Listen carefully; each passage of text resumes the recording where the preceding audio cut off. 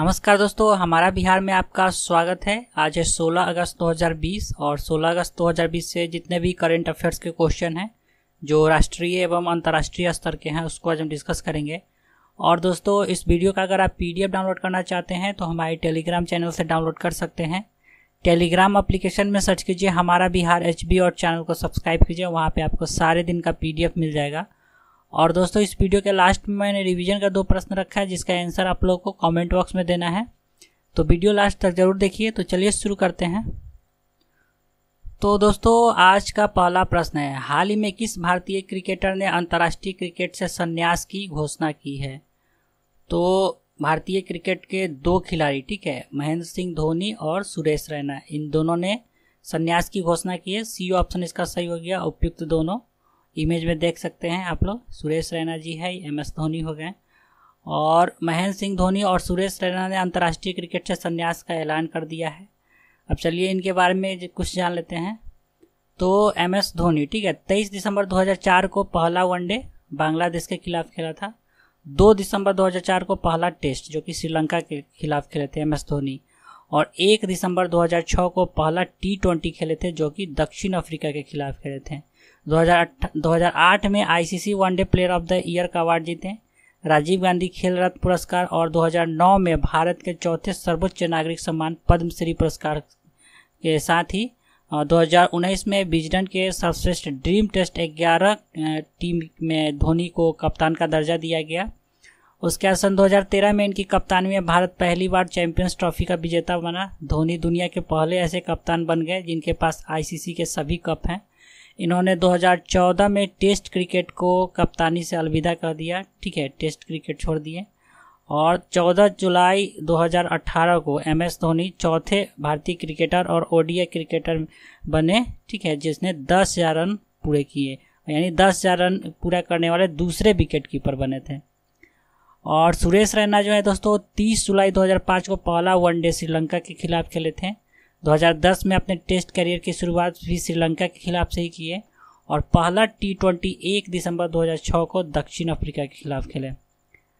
अगला प्रश्न है, हाल ही में भारतीय रेल प्राधिकरण ने किस ओलंपिक तैराक के लिए 2021 टोक्यो ओलंपिक से पहले कोच के साथ 2 महीने की प्रशिक्षण को मंजूरी दी है?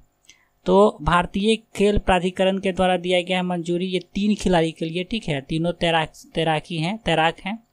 तो बिरधवाला खाड़े और श्रीहरि नटराज और कुशक रावत, ठीक है, तो डी ऑप्शन इसका सही हो गया। उपयुक्त सभी, ये सभी दुबई के एक्वा नेशनल स्विमिंग अकादमी में प्रशिक्षण लेंगे और तीनों तैराक ने ओलंपिक के लिए B क्वालिफिकेशन मार्क का उल्लंघन किया था, ठीक है। अगला प्रश्न है, किसके द्वारा भारत में आधुनिक तकनीक के उपयोग के माध्यम से देश की नदियों और महासागर में डॉल्फिन के संरक्षण और सुरक्षा के लिए प्रोजेक्ट डॉल्फिन शुरू करने की घोषणा की है? तो प्रधानमंत्री नरेंद्र मोदी ने इसकी घोषणा की है। B ऑप्शन इसका सही हो गया। इसमें आधुनिक तकनीक के द्वारा डॉल्फिन और जलीय निवास स्थान का संरक्षण किया जाएगा, विशेष रूप से गन्ना और अवैध शिकार विरोध गतिविधियों के लिए, ठीक है। अगला प्रश्न है दोस्तों, समग्र रूप से एशियाई शेर और उसके परिदृश्य के संरक्षण के लिए प्रधानमंत्री नरेंद्र मोदी के द्वारा किस प्रोजेक्ट की घोषणा की गई है? तो प्रोजेक्ट लायन, ठीक है, ए ऑप्शन इसका सही हो गया। और दोस्तों, यह प्रोजेक्ट उन्नत और विश्वव्यापी अनुसंधान और पशु चिकित्सक देखभाल के माध्यम से शेर और उनसे जुड़े प्रजातियों में रोगों के मुद्दों को संबोधित करेगा और प्रोजेक्ट लायन आवास विकास को बढ़ावा देगा, शेर प्रबंधन में आधुनिक तकनीक को भी शामिल करेगा। अगला प्रश्न है दोस्तों, देश भर के विद्यालयों में AI शिक्षा यानी आर्टिफिशियल इंटेलिजेंस शिक्षा और नवाचार को अगले स्तर तक ले जाने के लिए अटल इनोवेशन मिशन शुरू किया गया है। तो नीति आयोग ने किसके सहयोग से छात्रों के लिए mission ATLAI step up module शुरू किया है? तो ये शुरू किया गया है NASSCOM, ठीक है, NASSCOM के सहयोग से। C ऑप्शन इसका सही हो गया। NASSCOM का फुल फॉर्म होता है the national association of software and service companies. इसका स्थापना 1 मार्च 1988 को हुआ था और इसका मुख्यालय है नई दिल्ली में। अगला प्रश्न है, किसके शोधकर्ताओं की टीम ने भविष्य में चंद्रमा की सतह पर निवास के लिए संरचनाओं को निर्मित करने के लिए चंद्र सतह पर स्पेस ब्रिक बनाने के लिए एक अस्थायी प्रक्रिया विकसित किया है? तो यह एक अस्थायी प्रक्रिया विकसित किया गया इसरो और IISc बेंगलोर के द्वारा, ठीक है। ए ऑप्शन इसका सही हो गया। और यह प्रक्रिया चंद्र मृदा, बैक्टीरिया और ग्वारविंस का उपयोग करके लोड बियरिंग ब्रिक्स के निर्माण को संभव करती है, ठीक है। अब नाम आ गया इसरो का, तो चलिए इसरो का स्थापना जो हुआ है ये 15 अगस्त 1969 को हुआ है। मुख्यालय इसका बेंगलुरु में है और निदेशक है के सिवान, ठीक है।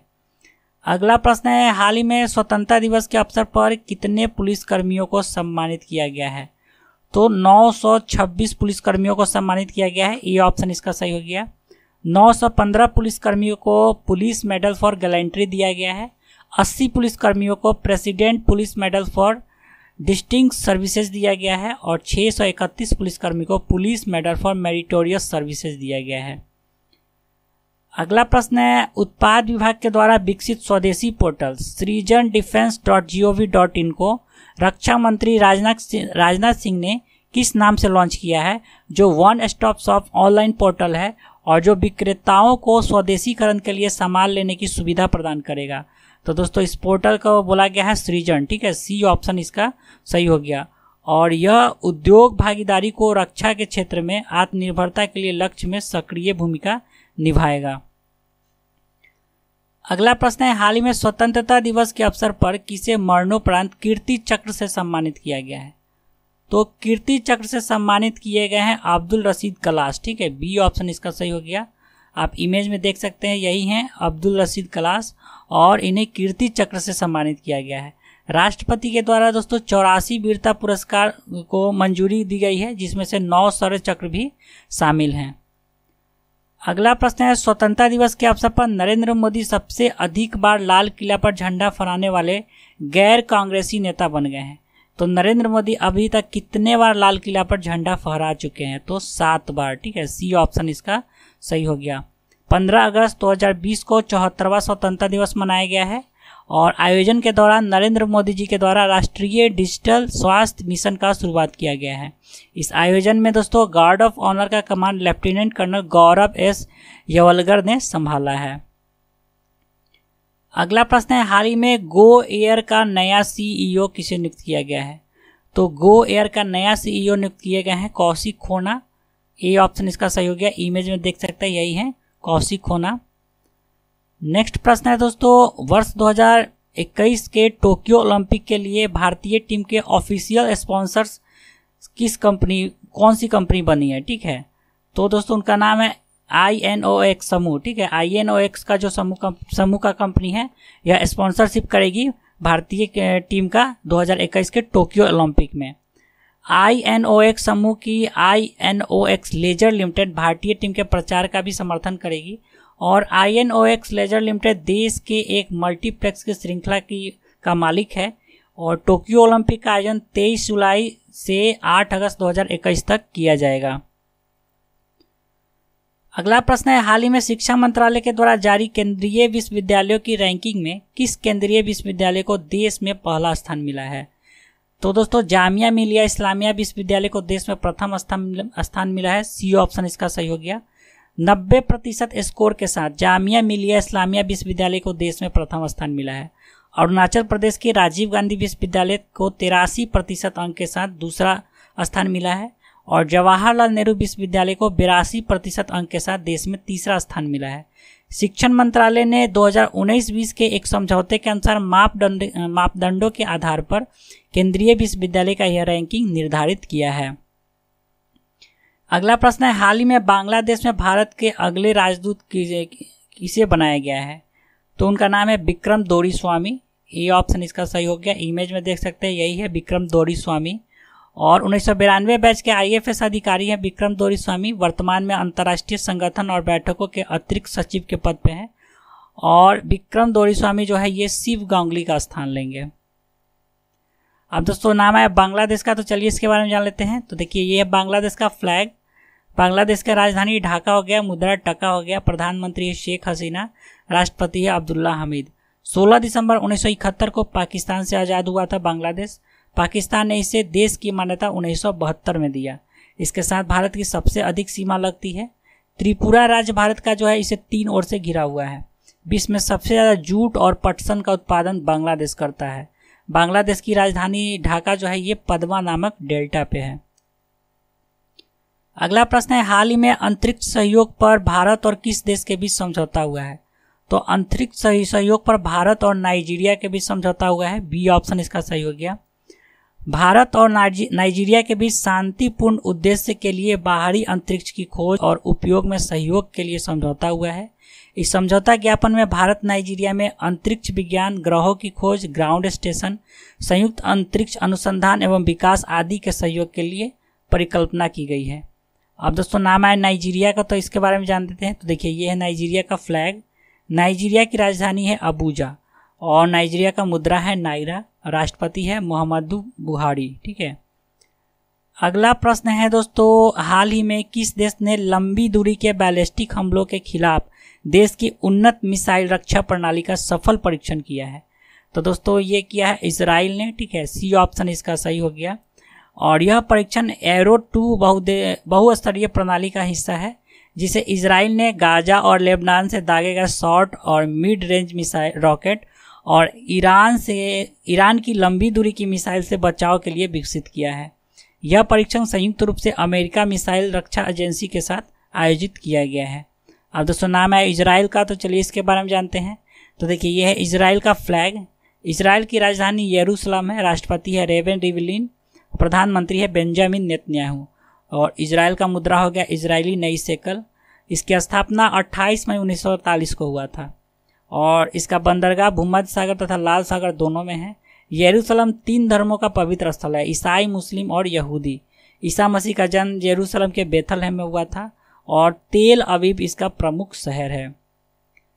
तो दोस्तों ये था इसका करंट अफेयर्स। चलते हैं कल के रिवीजन की तरफ। तो कल के रिवीजन का पहला प्रश्न था, हाल ही में फोर्ब्स पत्रिका द्वारा जारी एक वार्षिक टैली के अनुसार भारतीय सिनेमा के अभिनेता अक्षय कुमार को साल 2020 का सबसे ज़्यादा कमाई करने वाला अभिनेता की सूची में कौन सा स्थान मिला है? तो 6ठा स्थान मिला है। ये ऑप्शन इसका सही हो गया। और कल का दूसरा प्रश्न था, आगामी अमेरिकी चुनाव में डेमोक्रेटिक पार्टी के राष्ट्रपति पद के उम्मीदवार जोई बाइडन ने किस भारतीय मूल की महिला को अपने उपराष्ट्रपति पद के उम्मीदवार के लिए चुना है? तो कमला हैरिस को। ये ऑप्शन इसका सही हो गया। तो कल के प्रश्न का सही उत्तर था ए। दोनों प्रश्न का सही उत्तर ए हो गया। आज का रिवीजन है, गुजरात के किस शहर के 2 ओवरब्रिज का नाम स्वर्गीय अरुण जेटली और सुषमा स्वराज के नाम पर रखा गया है? और आज का दूसरा प्रश्न है, हाल ही में किस टीवी चैनल के द्वारा इंडिया फ्रॉम अबव कार्यक्रम लॉन्च किया गया है? तो इस दोनों प्रश्न का उत्तर आप लोगों को कमेंट बॉक्स में देना है। तो चलिए दोस्तों आज के लिए इतना ही। आशा करता हूँ आपको ये वीडियो अच्छा लगा होगा। अगर वीडियो थोड़ा सा भी अच्छा या हेल्पफुल लग रहा है तो प्लीज़ चैनल को सब्सक्राइब कीजिए, वीडियो को लाइक कीजिए तथा अपने दोस्तों में ज़रूर शेयर करें। और दोस्तों इस वीडियो का अगर आप PDF डाउनलोड करना चाहते हैं तो हमारे टेलीग्राम चैनल से डाउनलोड कर सकते हैं। टेलीग्राम एप्लीकेशन में सर्च कीजिए हमारा बिहार HB और चैनल को ज्वाइन कीजिए, वहाँ पे आपको सारे दिन का PDF मिल जाएगा। तो चलिए दोस्तों आज के लिए इतना ही। वीडियो देखने के लिए बहुत बहुत धन्यवाद।